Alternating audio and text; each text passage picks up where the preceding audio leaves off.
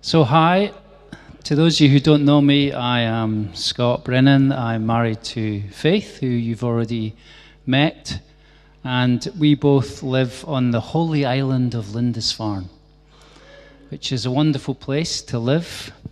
All the angels are just hanging out, you know. You get to have coffee with the saints. Somebody will be taking me very seriously after I've said that. But Faith and I are part of the leadership of a new monastic community, and one of the benefits of being part of something like that is the breadth of the church that we get to experience, and it's been really great. Someone asked me recently, "Are you Orthodox?" I think they thought I was a heretic, and I said to them, "No, I'm a Pentebanglican," because when you're exposed to all these different parts of the church, you suddenly realize there's a richness in each part. And that's one of the things I love about Cairn, and it's one of the things I love about fivefold ministry, is that what we're actually saying is that the church is broad and rich and varied. And one of my great desires is to see the body of Christ work together and see our nation changed together. Do you agree with that? It's a good goal, isn't it? And so, very briefly, what I'm going to talk to you about is, well, what does it look like for us to relate to one another? Because part of the problem I often find when you come to something like this is that in the moment, it seems great. You're like, yay, what a good idea, what a great story, what a great teaching, that was a nice person. And then you go home. And what happens is that you just get back into the busyness, especially if you're a church leader. You'll just get back into your busyness, and your life is probably too busy. And things like Cairn events feel like, well, I'm not sure I've got time to do that. But my experience is that unless we do this together, it will not happen. And unless we recognize one another and our strengths and our experiences, it will not happen, because my experience is that one of the devil's tactics is to isolate and to separate. And so I think the antidote to that is unity. And as Rich said this morning, he talked about unity, diversity that creates maturity. And I think the only way you can do that is by creating a relational network. And so my question that I'm really asking, my role within Cairn is to function as, I've got a really great title, I am a community builder. Ooh!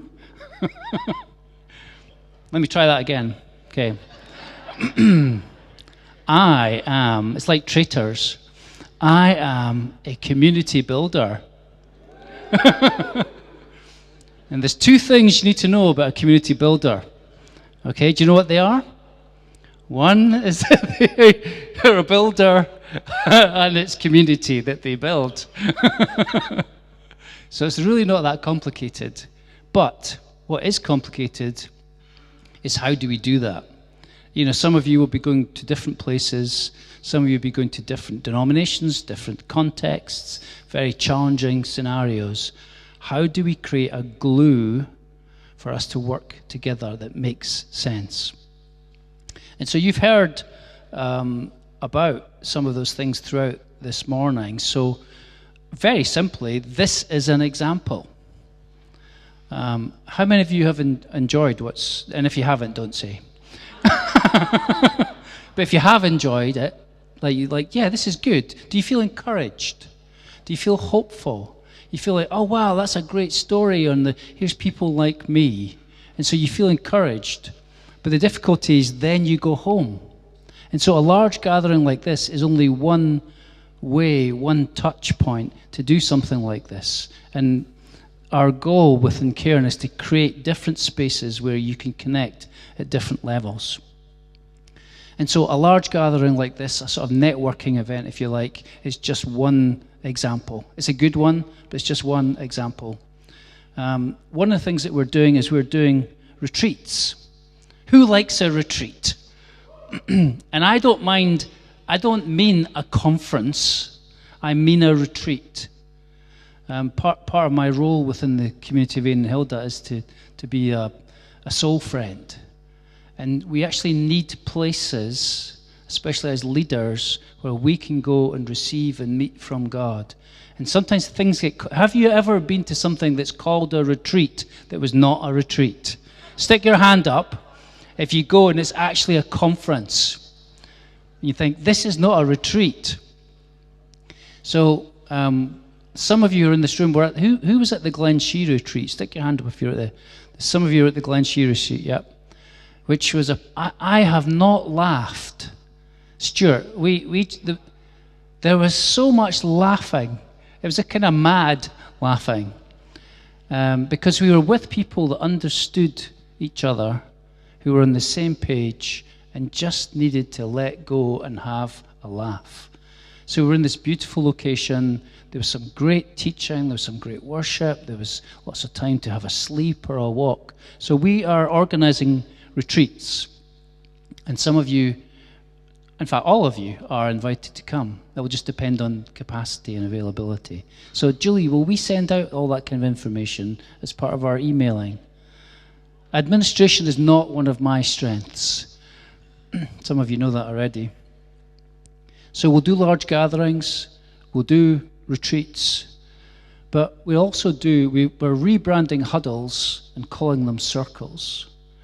Now, there are a couple of reasons for that, which I won't tell you. But that's what we're doing. We're going to call them circles. But the idea of we're in this together, this is not a hierarchy. We're in this together. This is a movement of like-minded leaders together.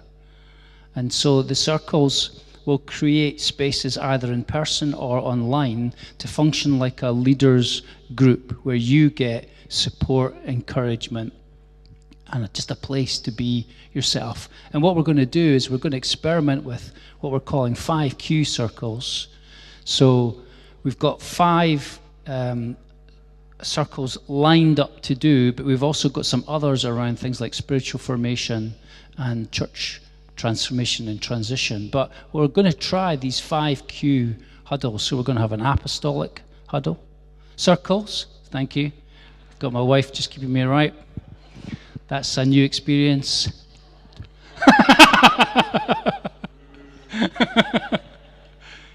Apostolic huddles, prophetic huddles. What? Circles? Hang on. Yeah, apostolic circles. Prophetic circles, evangelistic, shepherd, and teacher. So we've got people that's their core strength.